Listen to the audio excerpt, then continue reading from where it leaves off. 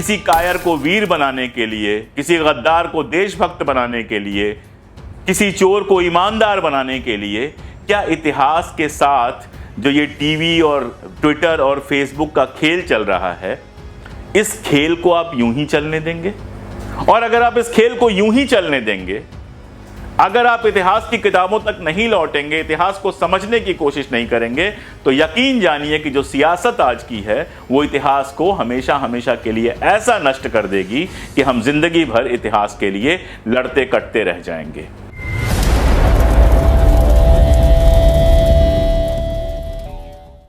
नमस्कार, मॉलिटिक्स इंडिया के अपने शो अनफोल्डिंग हिस्ट्री के इस नई किस्त में आप सबका स्वागत। इतिहास फुटबॉल बना दिया गया है, जो आता है जिस दिशा में मन करता है किक लगाता है और चल देता है। कभी कभी लगता है कि इतनी सारी किताबें पढ़ना, रिसर्च करना, सच की तलाश करना, ये सब शायद पुराना फैशन हो गया है।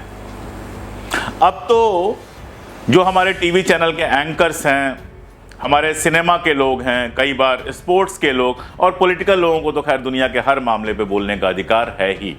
ये सारे लोग जो मन करता है इतिहास में ऊल जलूल लिखते रहते हैं, बताते रहते हैं। चूंकि इनकी रीच बहुत है, इनके पास टीवी के चैनल हैं, किसी के पास बहुत बड़ा सोशल मीडिया हैंडल है वगैरह वगैरह, और आईटी सेल की पूरी सेना तो है ही, झूठ को सेकंडों में यहां से वहां पहुंचाने के लिए तैयार। तो इनकी बातें इतिहास की तरफ फैलनी शुरू हो जाती हैं। अभी पिछला जो मेरा एपिसोड था उसमें मैंने जो जवाब दिया था, आपको याद होगा, RRR फिल्म के जो लेखक हैं उन्होंने ये दावा किया था कि अंग्रेजों ने गांधी से मांग की थी कि एक प्रधानमंत्री दीजिए, और गांधी ने पटेल की जगह नेहरू को दे दिया था। वो पूरी सच्चाई मैंने उसकी बताई थी पिछले एपिसोड में।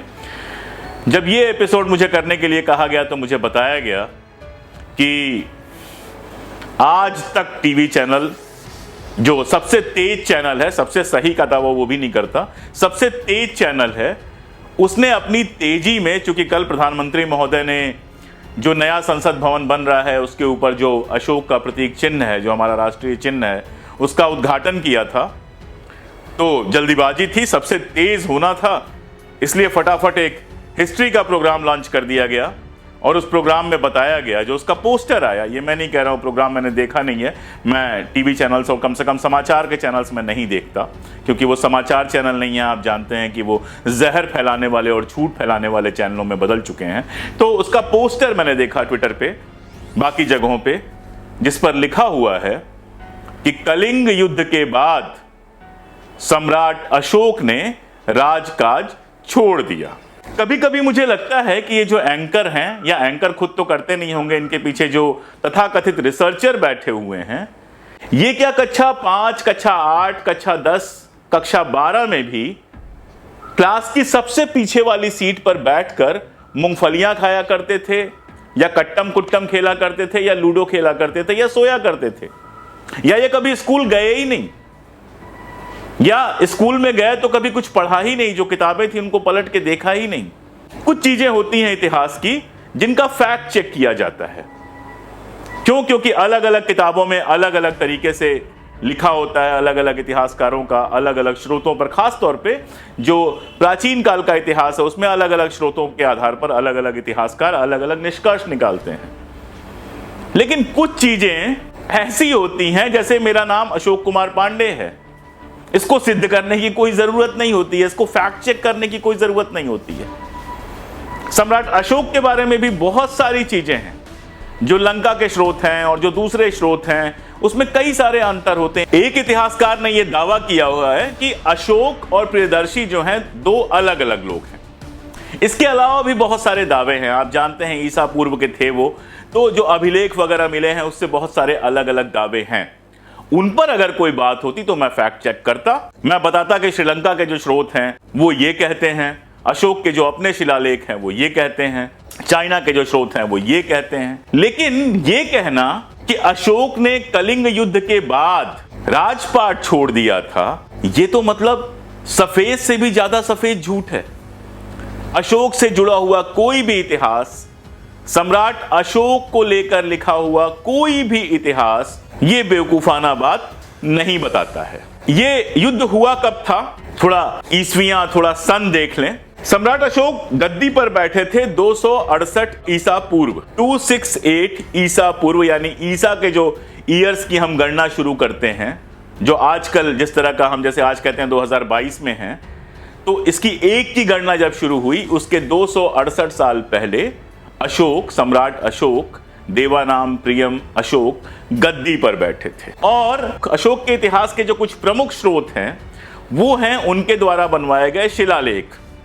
ये शिलालेख जो उस समय उनका राज्य था उसमें बिखरे हुए हैं। आज का हिंदुस्तान, बांग्लादेश, अफगानिस्तान, नेपाल, इन सब जगहों पर, अलग अलग जगहों पर अशोक के ढेर सारे शिलालेख मिले हैं। इन शिलालेखों में अशोक के राज्यारोहण का वर्ष, कलिंग युद्ध का वर्ष, उसके जीवन की कुछ प्रमुख घटनाएं, ये सारी दर्ज है। और बाकी सब स्रोतों को मिलाकर भी ये सारा कुछ पाया जाता है। उसी में से एक शिलालेख में स्पष्ट लिखा हुआ है कि राज्यारोहण, जब वो राज्य के राजा बने के 8वें साल कलिंग युद्ध हुआ। अब 268 ईसा पूर्व 268 में वो गद्दी पे बैठे थे, तो 8वें साल मतलब कि ईसा पूर्व 261-62 के समय वो युद्ध, या कह सकते हैं 260-61 में वो युद्ध शुरू हुआ, और यही आमतौर पे माना जाता है। और अशोक राजा कब तक रहे, इस पर भी एक मत है। अशोक ईसा पूर्व 232 ईस्वी तक जीवित रहे और तब तक वो राजा बने रहे। यानी अगर आप देखेंगे तो कलिंग युद्ध के बाद लगभग 3 दशक तक अशोक राजा बने रहे। असल में श्रीलंकाई स्रोतों और अन्य स्रोतों में ये एक बात को लेकर थोड़ा बहुत असहमति है कि वो बौद्ध कब हुए। जहां श्रीलंका के स्रोत ये कहते हैं कि अशोक कलिंग युद्ध के पहले ही बौद्ध हो चुके थे, वहीं दूसरे स्रोतों का यह कहना है कि कलिंग युद्ध में जो उन्होंने हाहाकार देखा, रक्तपात देखा, उसके बाद वो बौद्ध हो गए। तो इस पर भी अगर बहस होती, अगर वो ये कह रहे होते कि कलिंग युद्ध के बाद नहीं पहले ही बौद्ध हो गए थे, तो मैं मान लेता कि चलो श्रीलंका के स्रोत को आप सही कह रहे हो, आपसे बहस की जा सकती है। लेकिन बड़ा सवाल यह है कि अगर वो बौद्ध हो गए होते तो क्या ऐसा युद्ध करते। और इसीलिए आमतौर पर सहमति यही बनती है देशी विदेशी इतिहासकारों की कि अशोक, सम्राट अशोक, जो कलिंग युद्ध के पहले चंडाशोक के रूप में जाने जाते थे, प्रचंड अशोक के रूप में, क्योंकि उनसे जुड़ी हुई बहुत सारी कथाएं हैं कि किस तरह से अपने भाइयों की हत्या कराई, किस तरह से अपने मंत्रियों से छुटकारा पाने के लिए उन्होंने एक दिन सारे मंत्रियों को बुलाकर कहा कि जाइए और जितने भी हरे भरे फलदार वृक्ष हैं सबको काट डालिए। वो जानता था कि वो ऐसा नहीं कर पाएंगे। जब वो ऐसा नहीं कर पाए तो कहा जाता है उसने 500 मंत्रियों की हत्या करा दी। ऐसी बहुत सारी घटनाएं हैं, बहुत गुस्से वाला था ये माना जाता है। तो कहते हैं कि कलिंग युद्ध के पहले जो अशोक, चंडाशोक था, वो कलिंग युद्ध की भयंकरता को देखने के बाद, कलिंग युद्ध की विभीषिका को देखने के बाद बौद्ध हो गया और देवानाम प्रियम अशोक प्रियदर्शी हो गया। असल में ये फैक्ट तो क्या चेक करना था, मैंने लिखा भी था और मैं कह भी रहा हूं कि कोई भी इतिहास की किताब उठा के देख लीजिए, वामपंथी, दक्षिणपंथी, किसी की भी लिखी हुई, नई पुरानी, कोई भी किताब अशोक की उठा के देख लीजिए, विकिपीडिया चेक कर लीजिए, जहां से मन करे चेक कर लीजिए, ऐसी मूर्खता तो किसी ने नहीं की है। ये तो किसी ने नहीं लिखा है कि कलिंग जीतने के बाद उसने राजपाट छोड़ दिया। आप जानते हैं कलिंग युद्ध जीतने के बाद जब वो बौद्ध हुआ, उसके बाद पूरी दुनिया में उसमें बौद्ध धर्म के प्रचार के लिए लोगों को भेजा, तमाम सारे बौद्ध विहार बनवाए वगैरह वगैरह, ये सब जानते हैं, ये 8वीं पास 10वीं पास बच्चा भी जानता है। तो फैक्ट चेक करने वाली कोई बात तो थी नहीं। असल बात यह है कि क्या हम किसी को भी इतिहास की ऐसी उल्टी सीधी व्याख्या करने देंगे? कभी प्राचीन इतिहास से, कभी मध्यकालीन इतिहास से, कभी आजादी की लड़ाई के इतिहास से, किसी कायर को वीर बनाने के लिए, किसी गद्दार को देशभक्त बनाने के लिए, किसी चोर को ईमानदार बनाने के लिए, क्या इतिहास के साथ जो ये टीवी और ट्विटर और फेसबुक का खेल चल रहा है, इस खेल को आप यूं ही चलने देंगे? और अगर आप इस खेल को यूं ही चलने देंगे अगर आप इतिहास की किताबों तक नहीं लौटेंगे, इतिहास को समझने की कोशिश नहीं करेंगे, तो यकीन जानिए कि जो सियासत आज की है वो इतिहास को हमेशा हमेशा के लिए ऐसा नष्ट कर देगी कि हम जिंदगी भर इतिहास के लिए लड़ते कटते रह जाएंगे।